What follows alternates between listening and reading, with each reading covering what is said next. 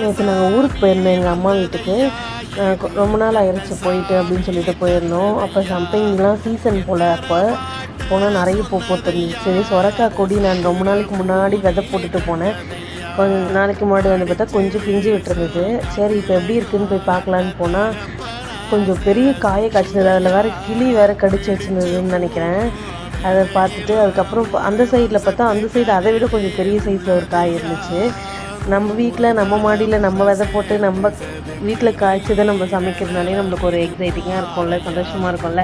அந்த மாதிரி தான் இருந்துச்சு எனக்கு இந்த காயை பார்க்கும் போதும். சரி ஒன்று பெருசாகிடுச்சு சொல்லிவிட்டு ஒன்று மட்டும் பறிச்சுட்டு போய் வீட்டில் கொடுக்கலாம் அப்படின்னு சொல்லிட்டு ஒன்று மட்டும் பறிச்சாலும் அது ரொம்ப ஸ்ட்ராங்காக இருந்துச்சு அது பறிக்கும் போது. அதுக்கப்புறம் அது ஒன்று மட்டும் பறித்து பார்த்து நல்லா வெயிட்டாக இருந்துச்சு. நம்ம செடியில் காய்ச்சிக்கும் போது அது ஒரு தனி சந்தோஷம் இல்லைங்களா.